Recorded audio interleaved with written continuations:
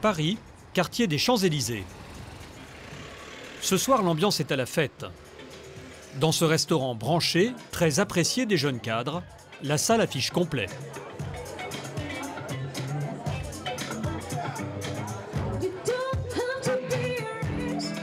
Côté musique, les propriétaires du lieu ont invité une chanteuse bien connue des téléspectateurs, Myriam Abel, la gagnante de la Nouvelle Star en 2005.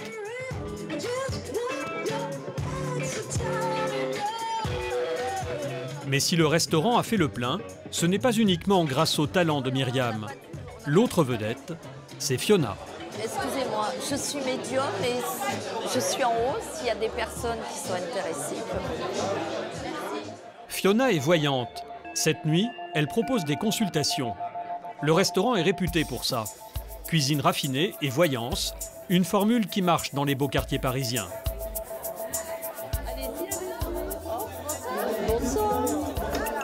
La première cliente ne croit pas du tout à la voyance. Mais face à Fiona, elle va aller de surprise en surprise. Quelques secondes de concentration, un jeu de tarot, et la médium va avoir une première vision, plutôt étonnante. Qui a des problèmes d'eau dans la maison? De l'eau? Des problèmes d'eau? Oui. Il n'y a pas eu des changements dans la salle de bain, il n'y a pas eu un... Hein? Non, vous êtes très forte. Pardon? Vous êtes très forte. Ah bon? Merci. Qu'est-ce que vous avez vu? L'eau, salle de bain, eau? Oui, je vois ça. Mais c'est hallucinant. Pourquoi chez vous, il y a eu ça? Hein? Oui, je sais. J'ai eu une fuite d'eau avec mes voisins du dessous, mais ça prend des proportions qui ne devraient pas être, et voilà. Fiona a 60 ans. Elle affirme avoir ce don depuis son enfance. Elle le devrait à sa famille. Avant elle, sa mère et sa grand-mère avaient également des visions. C'est par flash. C'est quand je suis dans l'individu, dans la personne, quoi. Il y a des choses qui me viennent, des images, c'est comme si j'entendais. Amour, travail, argent. Ce soir, la médium va multiplier les prédictions. Les clients sont aux anges, tout comme les gérants du restaurant. Quand ils ont lancé ces soirées voyance, ils n'imaginaient pas un tel succès. Les gens souvent nous appellent, quel est le jour de voyance, alors qu'ils ne nous connaissent pas. Juste parce qu'ils savent qu'il y aura une voyante, voilà, c'est rentré dans les mœurs. Je vous en prie, merci. Ce soir, Fiona fait un tabac. Même la chanteuse Myriam Abel est curieuse de connaître son avenir. Oh. Alors là, Myriam, il y a une évolution terrible en 2013. Ah ouais? Très très fort. Vous attendez pas des contrats là? Il y a un truc avec l'étranger également qui devrait arriver là. Ouais, c'est un pourparler, ouais, j'aimerais bien que ça se fasse. Ah, c'est un pourparler. Il y a 2 personnes qui vous en ont parlé. Hein? Ouais. Je vois ça. Mais c'est vrai que c'est à l'étranger, ouais. Oui, si vous le faites, c'est près de l'eau. Hein? Je le vois. Cette nuit-là, Fiona aura donné près de 20 consultations. Une activité très rentable. Par soir, en moyenne, les restaurants qui font appel à elle la payent jusqu'à 500 €.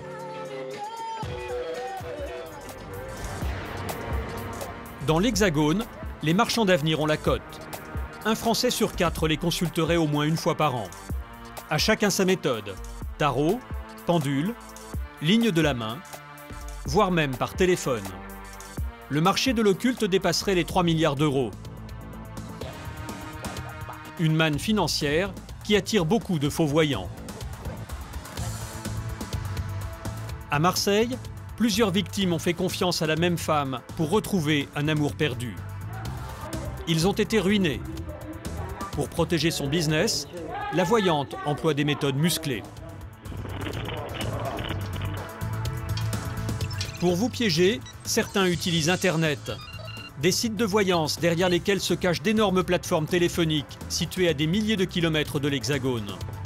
Leurs services sont très chers, pourtant dans leur bureau, il n'y a aucun voyant. Nous, on se ment pas, on dit la vérité, on fait ça pour l'argent. Aujourd'hui, c'est aux États-Unis que le business de la voyance est le plus faramineux. Là-bas, voyants et médiums sont de véritables stars. Maureen Hancock organise des shows hollywoodiens. Elle affirme pouvoir parler avec les morts. Oh, ça suffit, arrêtez, arrêtez. On a beaucoup de gens décédés à contacter ce soir. Sa renommée est telle que certains policiers la sollicitent pour résoudre des affaires criminelles. Là, on peut voir son sang, sur la porte, là. Au pays du paranormal, il n'y a plus de limite. Hommes d'affaires et traders consultent des voyants afin d'investir en bourse des millions de dollars. Mais face à l'ampleur des escroqueries, certains Américains ont décidé de dire stop. Mark Edward est prestidigitateur. Sa spécialité, démasquer les voyants. Regardez, c'est ma boule de cristal. C'est mon premier professeur de magie qui me l'a vendue. C'est très puissant, vraiment très puissant. Avec lui, vous allez découvrir qu'il est même possible de lire l'avenir dans une peau de banane. Quelle ruse emploient les voyants? Comment font-ils pour vous faire croire à leurs mensonges? Voyants, médiums, mentalistes, révélations sur leur mystérieux pouvoir. Dans les coulisses d'un business qui rapporte gros.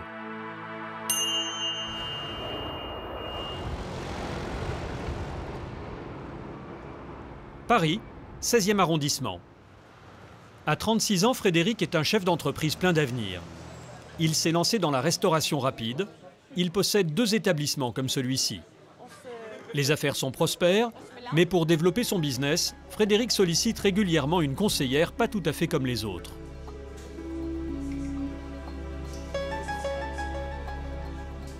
Elle s'appelle Isabelle Vian.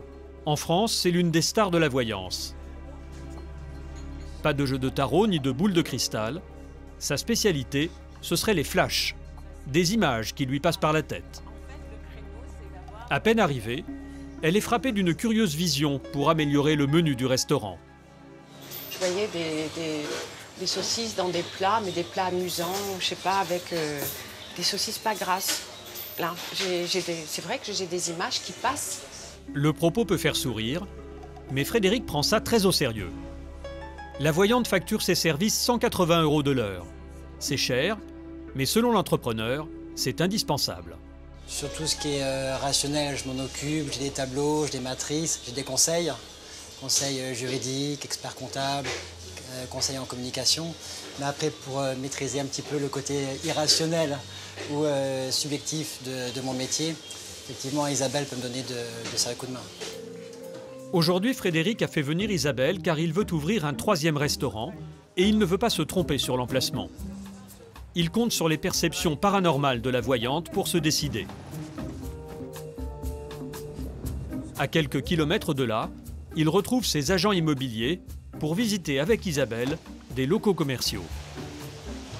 Bonjour. Premier rendez-vous chez ce vendeur de cuisine qui veut céder sa boutique. Si Frédéric choisit d'implanter son restaurant ici, il devra débourser 90 000 € pour acheter le fonds de commerce. Il versera ensuite un loyer de 5 000 €. Un gros investissement, mais le lieu a des atouts. J'aime bien cette luminosité, comme ça. On va voir avec l'architecte. Problème, d'entrée de jeu, les visions de la voyante ne sont pas très favorables. Déjà, j'ai mal à la tête, pour moi j'ai la barre derrière la tête. Pour moi c'est pas bon. J'arrive même pas à aller plus loin. C'est pas bon. Je sais pas ce qu'il y avait avant ici, ou je sais pas ce qui s'est passé. C'est pas bon. Frédéric s'en remet à Isabelle et préfère éviter de prendre des risques. Mal à la tête? Bon. Elle n'a pas un bon ressenti, Isabelle. Bon. On va voir le deuxième? L'entrepreneur a une autre boutique à visiter, à quelques centaines de mètres de là. Cette fois-ci, c'est un vendeur de motos qui arrête son activité. Le local possède 2 pièces, une au rez-de-chaussée, l'autre au sous-sol. Là encore, les perceptions extrasensorielles d'Isabelle vont trancher. Je sens pas le sous-sol, je sens pas. J'ai l'impression que c'est un truc à catastrophe et je sais pas. Je sens beaucoup aussi d'humidité. J'ai l'impression que les gens vont pas vouloir aller en bas, pas rester. Non, c'est compliqué à travailler. Un sous-sol, c'est vrai que c'est compliqué. Après, l'humidité, aujourd'hui, il pleut. Bon, oui, c'est sûr qu'on peut réchauffer. Frédéric ne fera pas affaire ce matin. Mais avant de quitter la voyante, l'entrepreneur va avoir droit à une dernière prédiction.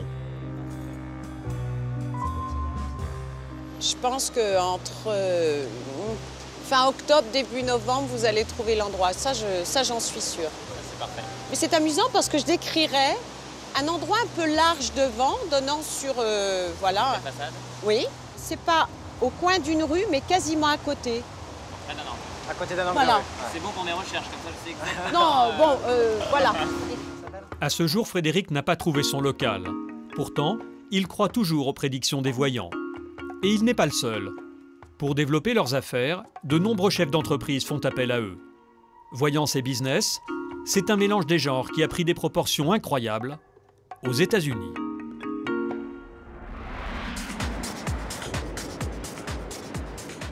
Chicago, l'une des plus grandes villes américaines, située dans le nord du pays. En bordure du lac Michigan, son fameux quartier d'affaires et ses dizaines de buildings. Ici, les voyants ont pignon sur rue. Partout, des cabinets de voyance. On les appelle les Psychic Advisors, des conseillers en parapsychologie. Ils comptent des entrepreneurs et des traders parmi leurs clients. À Chicago, les Psychic Advisors seraient près d'une centaine à offrir leurs services aux cadors de la finance. À bord de son coupé, Sidney Friedman, l'un des voyants les plus célèbres de Chicago. Sa spécialité, conseiller des businessmen. Il prétend posséder le don de télépathie, la transmission de pensée. Ce matin, il se rend dans un cabinet de traders. Les bureaux de l'entreprise sont là, je le prédis. Sidney plaisante, mais son rendez-vous est très sérieux. La société qui fait appel à lui aujourd'hui investit des millions d'euros en bourse. Bonjour, comment ça va? Bien? Le client du jour, Brian Conlon, trader depuis plus de 20 ans. Dans ses bureaux, une dizaine de collègues, les yeux rivés sur les cours de la bourse. C'est la première fois que Brian consulte un voyant pour placer son argent. Il espère obtenir un bon tuyau. J'aimerais bien qu'il m'aide à prendre des décisions pour faire les bons choix. Et faire plus de profit, ce serait bien. Pour impressionner son client et gagner sa confiance, Sidney commence par un exercice de télépathie.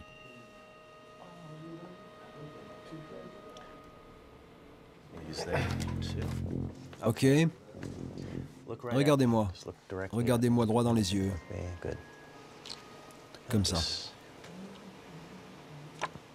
D'accord. Prenez le crayon, s'il vous plaît. Vous vous occupez de chiffres toute la journée. Donc, imaginez un nombre entre 1 et 50. Choisissez-en un, n'importe lequel, entre 1 et 50. 33. Vous venez juste d'y penser, n'est-ce pas? Ouais. Regardez ce que j'avais écrit sur le carnet. Waouh, vous êtes très fort. Vous avez vu ça, les gars? Et regardez. Quoi, il y a marqué 33 sur le cahier? C'est dingue. Vous êtes trop fort. Brian est bluffé. Sidney a fait son petit effet. Place maintenant aux prédictions. Le voyant est venu avec un accessoire atypique dans le monde de la finance. Un pendule. Concentrez-vous sur le mouvement. Avant, arrière, avant, arrière. C'est une métaphore pour figurer le va-et-vient de toute chose dans l'univers. Plus vous travaillerez avec ça, plus vous vous entraînerez, et plus vous allez pouvoir sentir les variations d'un investissement, ou même du marché dans son ensemble. Muni de son pendule, Sidney pourrait prédire les cours de la bourse. Il y a 2 semaines, Brian a investi dans une multinationale du café. Il veut savoir s'il doit tout vendre au plus vite ou conserver ses actions. Vous l'avez acheté ici? Ouais, ça valait 32 €. Et maintenant, c'est là? Oui, aujourd'hui, elle est à 36 €. Brian va devoir suspendre le pendule au-dessus de ce petit cadran numéroté de 1 à 10. Plus le pendule s'approchera du chiffre 10, plus l'action prendra de la valeur. Suspense. Le pendule se dirige vers le 10. Bonne nouvelle. À en croire les dires de Sidney, le cours de l'action devrait grimper. Ouh, c'est fort. Moi, je pense qu'il va y avoir une première chute du cours. Et après, ça va augmenter, fortement. Verdict, dans quelques mois. En attendant d'éventuels profits, Brian va devoir verser à Sydney 200 € pour chaque demi-heure passée dans son bureau. C'est cher, mais pour ce trader chevronné, c'est un élément de plus pour prendre les bonnes décisions. Nous, on s'intéresse à tout pour faire de l'argent, peu importe. Si je peux avoir tous les atouts dans mon jeu, eh bien, j'essaie de les avoir. Sydney est-il vraiment capable de prédire l'avenir?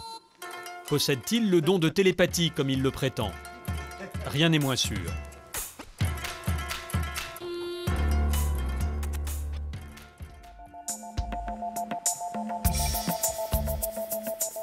Retour en France, à Paris, dans une boutique de magie. Nous tournons en caméra cachée car les magiciens détestent dévoiler leurs secrets. Nous avons demandé au vendeur son avis sur l'exercice de télépathie pratiqué par Sydney. Souvenez-vous, notre voyant avait trouvé le nombre auquel pensait son client. D'emblée, le vendeur nous révèle qu'il s'agit bien d'un tour de passe-passe. Et il nous propose un accessoire pour le réaliser. Je vais voir s'il nous en reste. Le nail writer. Le nail writer. En français, on appelle ça un faux pouce. Il est équipé de cette petite mine de crayon. Et voici comment Sydney s'en est servi. Au début du tour, sur cette image, on distingue le faux pouce. Sydney prend son carnet et demande à son client de penser à un nombre. Choisissez-en un, n'importe lequel, entre 1 et 50. 33. Au même moment, et en quelques secondes, Sydney écrit le chiffre 33 sur le carnet grâce à son pouce magique. Brian n'y a vu que du feu. Il est persuadé que le voyant a lu le nombre dans ses pensées. Waouh, vous êtes très fort. Vous avez vu ça, les gars? Fin du tour. L'air de rien, Sydney se débarrasse discrètement du faux pouce dans sa poche. L'astuce est simple, mais terriblement efficace. Et vous allez voir qu'aux États-Unis, certains voyants sont prêts à employer toutes les ruses pour gagner beaucoup d'argent.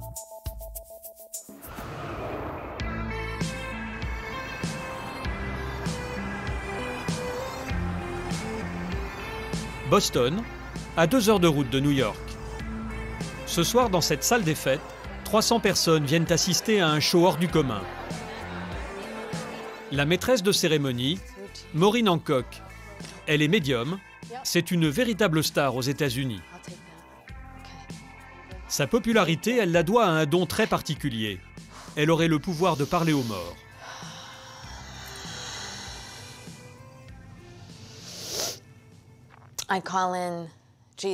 J'ai appelé Jésus 3 fois. J'ai appelé le Saint-Esprit. J'ai aussi prié Marie, la Mère de Dieu. Et je demande à tous mes guides, tous mes anges de m'entourer, de m'aider et d'être les messagers pour les gens de la salle et également pour tous ceux qui sont de l'autre côté, les esprits de l'au-delà.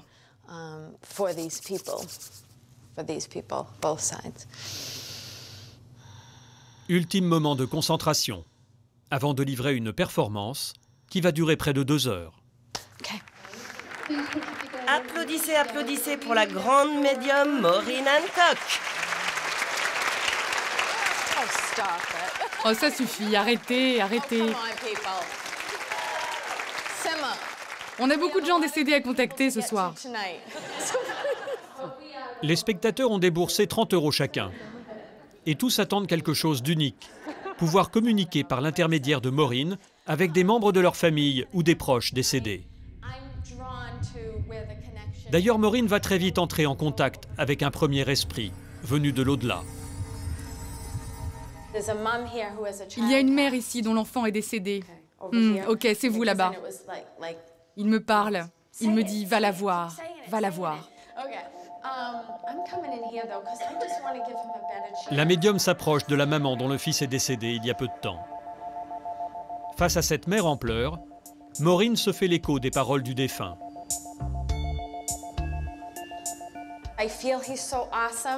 J'ai l'impression qu'il est très beau.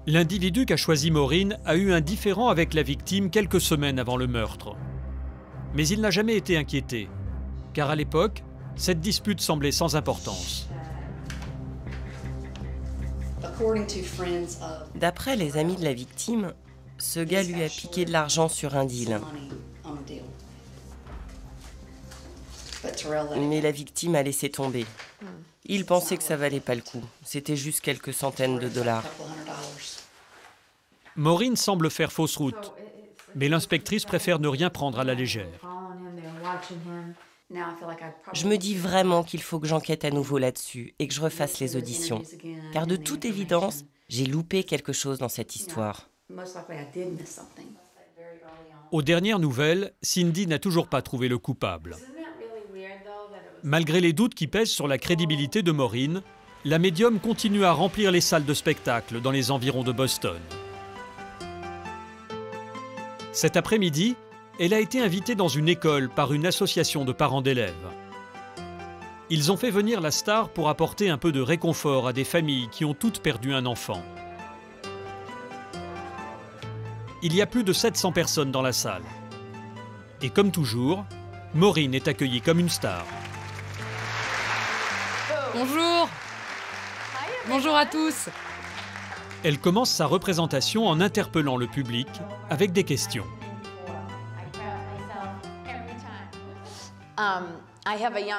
J'ai une jeune personne qui vient de me dire qu'elle s'est peut-être défenestrée ou qu'elle a chuté d'un building, quelque chose comme ça. Ça parle à quelqu'un? À chaque question, Maureen trouve toujours des personnes qui se sentent concernées. Là encore, c'est une maman qui prend le micro. Ok, vous là-bas, ça vous dit quelque chose? C'est mon fils. Son parachute ne s'est pas ouvert. Parfois, Maureen donne plus de détails. Est-ce que quelqu'un connaît une certaine Kathleen? Avec cette famille, la médium prétend être en contact avec leur fille décédée, Kathleen. Est-ce que la maman peut se lever et venir ici? Et elle va donner des informations sur l'accident de voiture qui lui a coûté la vie. Maureen va carrément exécuter des pas de danse car la jeune fille était danseuse. Désolée, mais il faut que je le fasse. Encore plus troublant, elle évoque un tatouage que certains membres de la famille se sont fait faire après le décès. Alors, vous vous êtes fait tatouer le fameux papillon? Qu'est-ce que vous avez là? Ah, le tatouage en forme de papillon. Applaudissez-les. Une telle précision paraît incroyable. Comment fait-elle? C'est à Los Angeles que nous allons obtenir des réponses. Dans ce temple du rêve américain, deux hommes ont créé une association pour démasquer les voyants.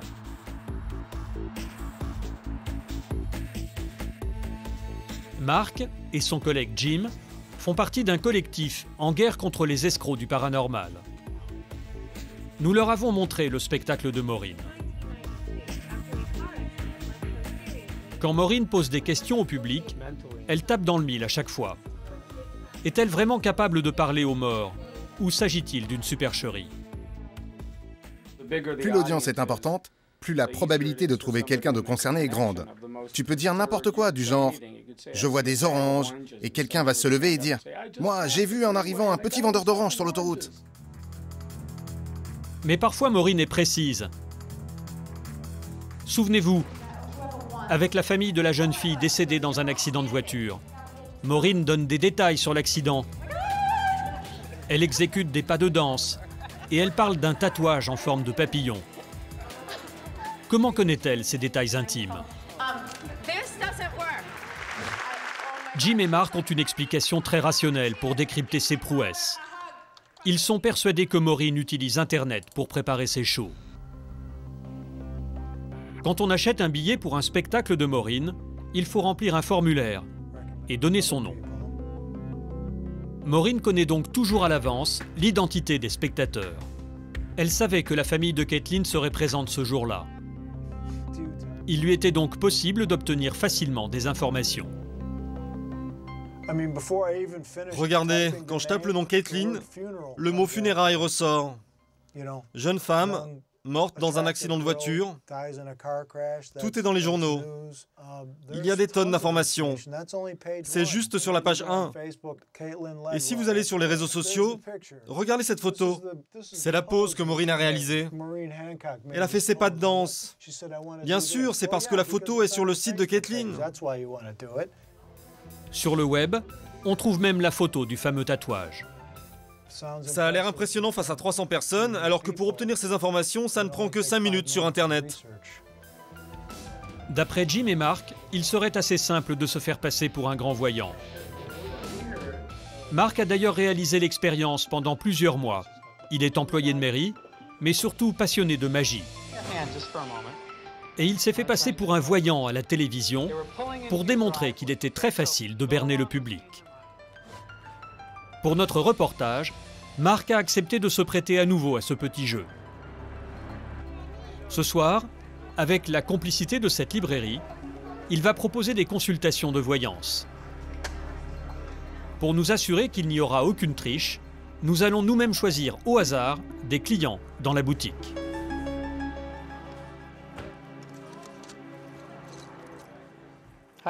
Bonjour. Comment allez-vous? Je m'appelle Mark. Première participante, cette jeune femme. Mark ne sait rien d'elle. Pour lui lire l'avenir, il choisit ces petites pierres sur lesquelles sont inscrites des lettres d'un ancien alphabet scandinave. Un accessoire classique des voyants. Secouez-les, surtout sans les regarder. Et vous les déposez comme ça, en les laissant tomber. Voilà, c'est bien, comme ça. Mark ne se prétend ni voyant ni médium. Pourtant, d'emblée, il va viser juste. Votre futur, c'est d'avoir un business où vous serez patron. C'est ce que vous voulez, non? Oui. Vous étudiez, c'est bien ça? Oui, je suis à la fac. Ce ne serait pas dans la santé? Vous ne seriez pas infirmière? Oui, c'est ça. Je suis infirmière. Waouh. Je suis scotchée. Comment vous avez fait? C'est dingue. Vraiment? Comment Mark a-t-il su? Elle n'a pas l'air d'une routière ni d'une aventurière. En général, je regarde les mains des gens et aussi leur comportement. Elle, par exemple, on voit qu'elle étudie. Et elle a l'air plutôt normale, ce n'est pas une passionnée de rock'n'roll. Elle n'a pas de piercing au nez, par exemple. J'ai appris par expérience qu'un tiers des gens qui ont cette forme de douceur, comme elle a, eh bien ces gens-là, ils travaillent généralement dans la santé. Deuxième candidat. Cette fois, Mark pousse la démonstration jusqu'à l'absurde. Pour parodier les voyants, il va lire l'avenir dans une peau de banane. Je ne savais pas qu'on pouvait lire l'avenir dans des bananes. Allez, monsieur, prenez la banane de votre choix. Quelques bouchées, un peu d'observation, et une fois de plus, son talent va opérer. Ok. Quand on regarde la manière dont vous épluchez votre banane, ça me dit que vous allez voyager. Je vois de nouveaux endroits. Je ne pense pas que vous allez finir votre vie ici, à Los Angeles. C'est vrai, vous avez raison. Je vous vois dans un endroit plus calme, entouré de nature, moins urbain. Moins de bruit, moins de confusion. Vous avez complètement raison. C'est bien ça, je ne me trompe pas? Oui. Vous aimez pêcher, n'est-ce pas? Oui, c'est mon sport favori. Ah oui, c'est votre sport favori? Mark a encore fait mouche, et le paranormal n'y est pas pour grand-chose. Sa technique, un peu d'intuition, de psychologie, et beaucoup d'expérience. Eh bien, c'est un mélange de devinettes, de chance. Il faut avoir une bonne technique, une manière de raconter les histoires, un peu comme une petite musique. Il faut être convaincant, sans rire. Le plus dur avec les bananes, c'est de ne pas rire, justement. Ce soir, après avoir englouti plusieurs kilos de bananes, ses participants repartiront comblés. Mark effectue souvent ce genre de démonstrations sur les chaînes américaines pour éduquer le public et lutter contre les escroqueries. Mais malgré ses efforts, de plus en plus d'Américains tombent dans le panneau.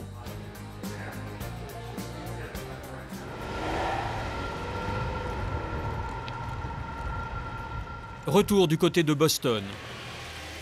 Ce matin, Maureen Hancock, la star des médiums, a rendez-vous à quelques kilomètres de chez elle avec une femme dont la sœur a disparu.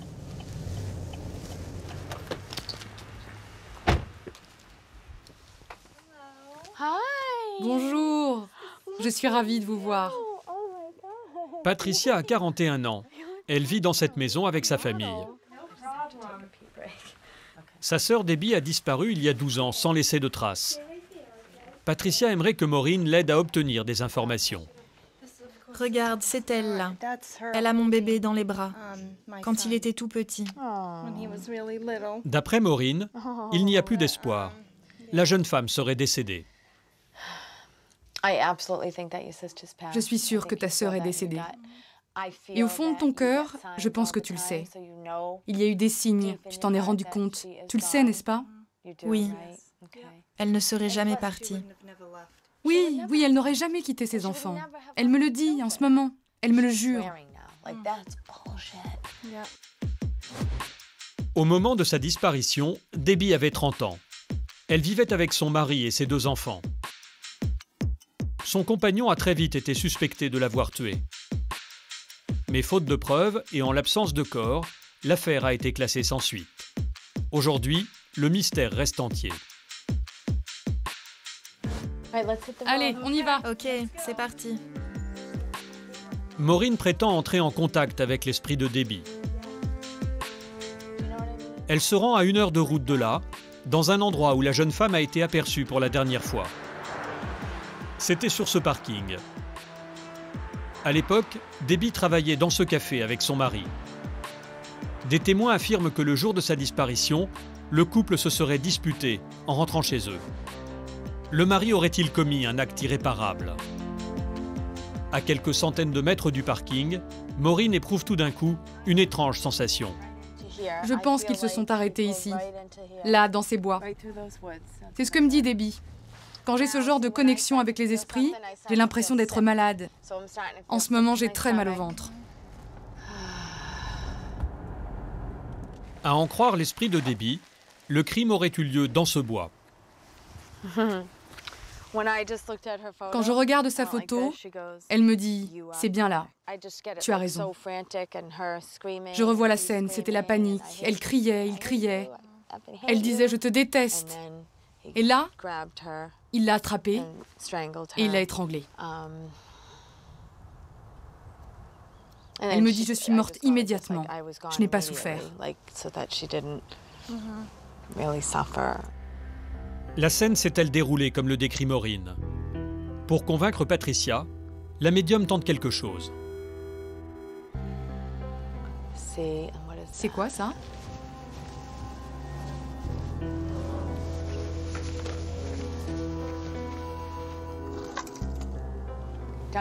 C'est un gobelet de la chaîne de restaurants où elle travaillait, non?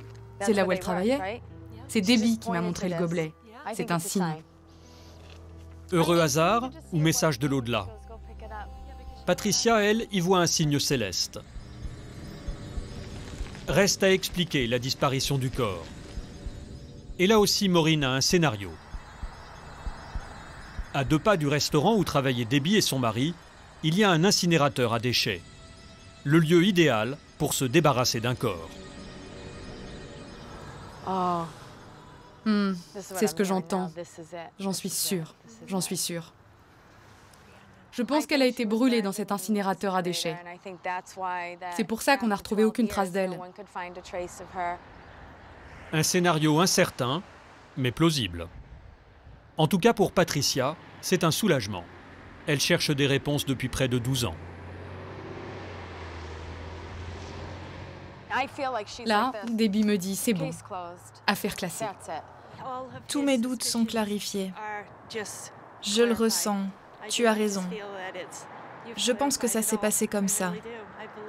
Vraiment, j'en suis sûre.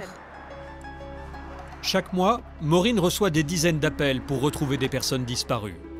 Sur ce genre d'affaires, elle ne demande aucune rémunération. Pour elle, c'est aussi une très bonne carte de visite. Mais à ce jour, ces visions n'ont jamais permis de résoudre la moindre enquête.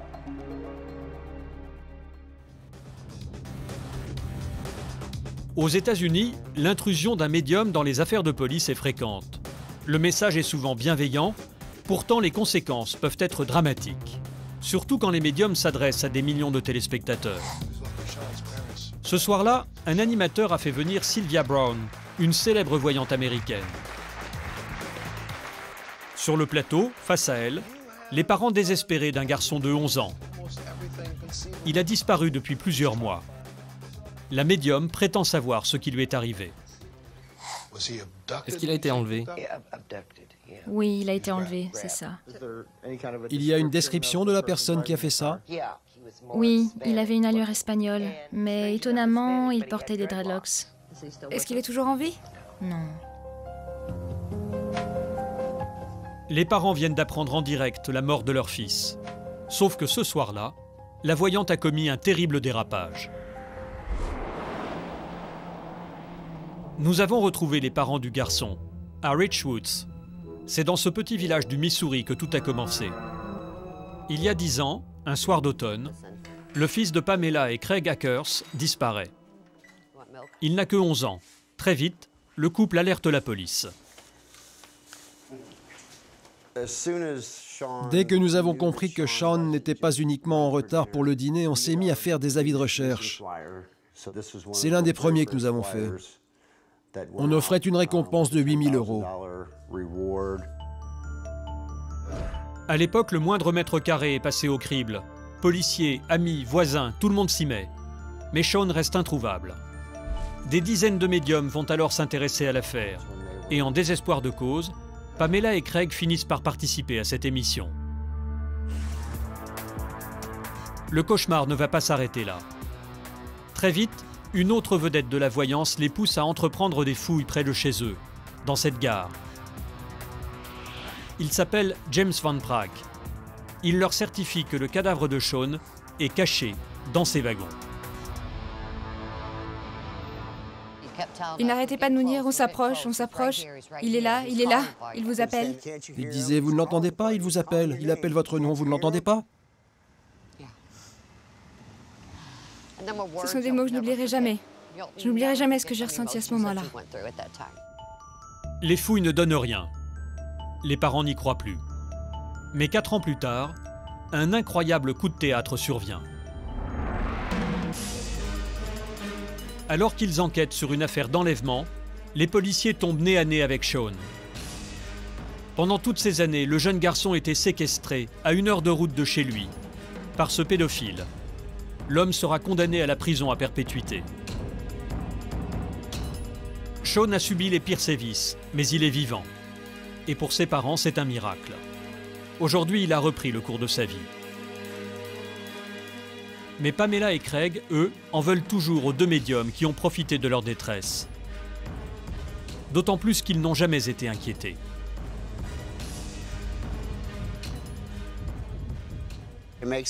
Ça me rend fou. Ils vous attrapent au moment où vous êtes le plus faible. Ils ne réalisent pas que vous avez beaucoup à perdre à cause de leurs mensonges. Quand la voyante a dit qu'il était mort, ça a été dramatique pour nous. Car à partir de là, les gens ont arrêté de faire les recherches. Je pense que c'est criminel. Il faudrait des lois contre ça. Les 2 médiums refusent toute interview pour s'expliquer. Et plus grave, ils continuent d'exercer en toute impunité. Dans le domaine du paranormal, rares sont les clients qui portent plainte. Par honte ou par peur, beaucoup préfèrent tourner la page. Il faut dire que quand on leur résiste, certains voyants peuvent se montrer très menaçants.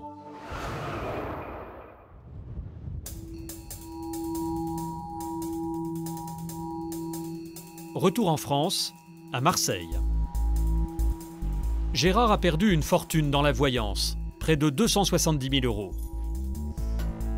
Il a décidé de se battre pour obtenir réparation, car toutes ses économies y sont passées.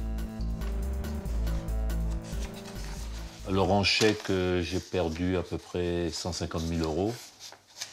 Et en espèces, je pense que ça doit tourner au moins à 120 000 €. Le calvaire de Gérard débute il y a un peu plus de 5 ans, lorsque sa compagne le quitte. Fou amoureux d'elle, Gérard est prêt à tout pour la retrouver. Il tombe par hasard sur une petite annonce. Et voilà la fameuse pub. Retour immédiat de la personne de votre vie en 3 jours. Pendant 7 mois, Gérard multiplie les consultations hors de prix, avec cette voyante. Sa compagne ne reviendra jamais, mais les consultations vont le ruiner. Pour payer ses dettes, il a dû vendre un appartement familial au 3e étage de cet immeuble. 300 000 € de patrimoine, volatilisé. Je me sens mal. Je me sens mal. C'est un bien de mon père, hein, de mes parents, que j'ai pas su exploiter et garder. Comment la voyance a-t-elle pu amener Gérard au bord du précipice? Nous décidons de rencontrer sa voyante en nous faisant passer pour un client. C'est dans ce quartier chic de la ville qu'elle a installé son cabinet. Elle s'appelle Christina. Bonjour. Merci. Ouais, c'est sympa. Nous filmons en caméra cachée et prétextons un chagrin d'amour pour comprendre comment opère Christina. Permettre à ses clients de renouer avec l'être aimé, ce serait sa spécialité. Elle commence par tirer les cartes, mais très vite, elle nous propose des services hors de prix. La vérité d'affection, comme je vous l'ai dit, c'est 660 €. Bon, alors comment ça marche? Ah ben, si vous voulez, on attaque à partir de ce soir. Je vous demande d'atteler ça, c'est l'endroit où vous êtes né. Je vais commander les produits. Et j'attaque à partir de ce soir. Les produits, oui, qu'est-ce que c'est? Du liquide, donc le flambé avec du charbon. Après, c'est ça le secret. D'accord. Comment justifier de telles sommes? Nous finissons par lui parler de Gérard. Et le ton va rapidement monter. Vous avez déjà subi le déprime, vous savez ce que c'est? Moi, je l'ai subi. Demandez aux gens qui y sont vraiment. Même si Christina leur prendrait 50 000 € pour le lendemain les mettre sur pied, s'il les donnerait pas. Cet homme, il est venu. Ouais. Il était là d'un moment de détresse, un moment de suicide. Ouais. J'ai gardé cet homme le matin, le midi, l'après-midi, le soir, la nuit. Je l'ai soutenu. Je l'ai sorti de tout ça. Il avait permis de mourir. Et non, il faut pas rire. Non, je n'ai pas. Je n'ai pas. La voyante fait mine de s'absenter. Elle revient accompagnée de 2 individus, plutôt menaçants. Ils ferment la porte à clé et l'ambiance va vite changer. Vous êtes dans quel but? Je suis journaliste. Je voulais interroger Christina. Non. Non. C'est un téléphone. C'est un téléphone. C'est un téléphone. Non. Les 2 hommes ont repéré notre caméra cachée. Ils deviennent agressifs. Nous en sortirons indemnes. Gérard n'est pas surpris par notre mésaventure. Il aurait également eu maille à partir avec eux. Il a porté plainte contre Christina pour abus de faiblesse. Cet après-midi, il a rendez-vous avec son avocat. Bonjour, venez, je vous en prie. Dans le bureau, une autre personne qui se dit victime de la voyante. Cet étudiant lui aurait versé plus de 6 000 €. Il préfère rester anonyme. Moi, ça a été presque des centaines d'heures passées au téléphone, hein, où elle m'appelait 3, 4, 5, 6, 7 fois par jour. Elle est très forte, c'est une manipulatrice.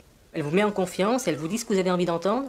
C'est-à-dire qu'elle vous dit que si vous êtes plus avec la personne que vous aimiez, c'est un envoûtement et que pour ça, elle peut vous aider et qu'elle peut débloquer la situation. C'est difficile à croire, mais quand vous êtes dans une situation de dépression et que vous aimez quelqu'un, vous êtes prêt à tout pour la récupérer. Et on se retrouve à la sortie avec une situation financière qui est aussi catastrophique. Dans quelques semaines, une audience doit avoir lieu. Les 2 hommes espèrent obtenir réparation.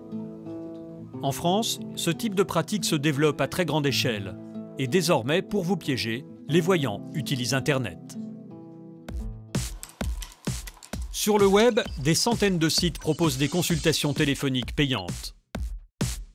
Pour vous appâter, ils mettent à votre disposition des dizaines de voyants. En quelques clics, vous avez le choix entre les bons plans du jour ou les voyants les mieux notés. À plus de 3 € la minute, il suffirait alors de passer un simple coup de fil pour connaître son avenir. Bonjour et bienvenue sur notre service téléphonique de voyance en direct. Pour comprendre ce qui se cache derrière ces offres de voyance téléphonique, nous décidons d'enquêter sur une société qui gère l'un des sites les plus fréquentés de France. L'entreprise est française, son siège est installé sur la Côte d'Azur, mais pour faire plus de profit, la production a été délocalisée en Tunisie. Direction Sousse, une petite ville à 150 km au sud de Tunis. Derrière ces murs, la filiale de la société. Les clients français ne le savent pas, mais lorsqu'ils téléphonent à une voyante, leur appel aboutit le plus souvent dans ces locaux. Pour pénétrer dans l'entreprise, nous avons demandé à Karim, un jeune Tunisien, de passer un entretien d'embauche. C'est pour déposer une candidature, un CV. Ok, juste patiente un petit peu. Tu attends là-bas dans la salle d'attente. La société fonctionne comme n'importe quelle centrale d'appel téléphonique. Les voyants répondent au téléphone 24 heures sur 24 dans ces petites cabines séparées. Il serait plus d'une centaine. Karim ne connaît rien à la voyance, pourtant il a décroché cet entretien d'embauche sans difficulté. Alors, je t'explique un petit peu. Les locaux que tu viens de voir qu'on vient de traverser, ce sont des voyants, entre guillemets, qui font de la voyance par téléphone avec des clients français. C'est un marché très porteur en France, la voyance. Ce qu'on juge, c'est le français, qu'il n'y ait pas d'accent, apparemment il n'y a pas de problème. Le fait que vous soyez souriant, qu'on puisse bien vous écouter au téléphone, etc. Ouais. Pas besoin d'être voyant pour travailler dans cette entreprise. Ce qui intéresse le recruteur, c'est la maîtrise de notre langue pour faire croire aux clients français qu'ils appellent en France. Ça t'intéresse? Oui, c'est parfait. Bon week-end. À lundi.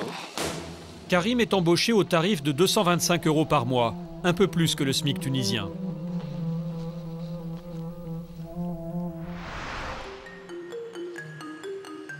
Deux jours plus tard, au petit matin, Karim est de retour pour prendre ses fonctions. Avant de jouer les voyants au téléphone, il va d'abord suivre une formation avec deux autres recrues. C'est un commercial qui s'en occupe. Lui non plus ne connaît rien à la voyance. Son seul objectif, gagner le plus d'argent possible. 70% des gens qui travaillent dans ça ne font pas la voyance. Donc nous, on se ment pas, on dit la vérité, on fait ça pour l'argent. Parce que ça rapporte beaucoup d'argent. On cherche des commerciaux purs. Des commerciaux purs au téléphone qui sont capables de vendre quelque chose à quelqu'un qui en a besoin ou non. Lorsqu'un client français contacte l'un des faux voyants, il paye 15 € les 10 premières minutes. Ensuite, le tarif explose. Chaque minute supplémentaire est facturée 7,50 €. Le formateur va donc enseigner à ces faux voyants la méthode pour faire durer la conversation plus de 10 minutes. Pendant ces 10 minutes, le voyant, il me met des doutes dans la tête, il me pose des questions intéressantes, il me donne envie de rester un petit peu plus. Et plus je prolonge, plus je paye. Pour 20 minutes de consultation, j'ai payé 90 €, alors qu'on m'a dit au début que c'était quelqu'un d'autre. Je vais vous dire quelque chose qui va peut-être vous choquer. Les femmes, au téléphone, dans la voyance, il faut draguer les hommes. Et les hommes, avec les femmes, il faut leur faire du charme, il faut les séduire avec une voix un petit peu suave, etc. La méthode est écrite mot à mot sur un manuel distribué aux élèves. En bleu, les phrases que le faux voyant doit prononcer. En vert et en noir, des conseils pour mettre le client à l'aise. S'il chuchote, vous chuchotez. S'il rit, vous riez. Le voyant ne doit jamais perdre son objectif de vue, convaincre. Même quand le client n'a pas d'argent, il existe une recette pour le faire payer. Si on fait payer la carte bleue et qu'elle passe pas, on lui fait payer la moitié et on lui fait payer le reste le mois prochain. D'accord? Ça devient une facilité de paiement. Comme si vous faites un acompte, une avance, tout simplement. Face à des techniques aussi cyniques, certains employés ont décidé de ne plus jouer le jeu. C'est le cas de Yasmina. Elle a travaillé dans l'entreprise pendant plusieurs années avant de démissionner. Elle a accepté de témoigner à visage caché. À l'époque, sans aucun don de voyance, elle réussissait à faire gagner à cette société plus de 5 000 € par mois en harcelant les clients. Tu dois faire 5 000 €. Si tu ne fais pas 5 000 €, tu te retrouves à la fin du mois à la porte. Il y a des personnes qui font n'importe quoi pour faire 5 000 €. Et avec les relances qu'ils envoient aux clients, à ces personnes pauvres en fait, vulnérables, ils les provoquent à appeler même s'ils n'ont pas d'argent. C'est de l'arnaque. Je trouve pas d'autres mots. Moi, personnellement, je me suis déjà retrouvée au téléphone avec des clientes qui pleuraient parce qu'elles n'avaient plus d'argent, mais elles étaient devenues accros à la voyance. Chaque année, cette entreprise tromperait plus de 400 000 clients. Elle ferait un chiffre d'affaires de 30 millions d'euros.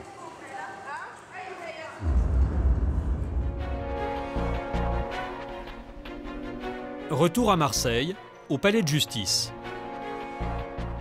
Gérard et le jeune étudiant sont venus avec leur avocat pour plaider leur cause. C'est le jour du procès contre la voyante Christina. Dans la salle d'audience, elle attend, entourée de ses 2 collaborateurs. Elle va devoir justifier les sommes d'argent astronomiques qu'elle a obtenues de Gérard. Nous ne sommes pas autorisés à filmer. Après 2 heures d'audience, Gérard et son avocat sortent plutôt optimistes. Soulagé parce que j'appréhendais cette journée, et puis bon, je suis satisfait aussi. J'espère que la justice fera son travail en notre faveur. Pour ça. La voyante a été condamnée à 18 mois de prison avec sursis et une obligation d'indemniser ses victimes. Elle a fait appel, mais pour Gérard, c'est déjà une très belle victoire. Et c'est surtout un petit espoir pour toutes les victimes qui n'osent pas saisir la justice.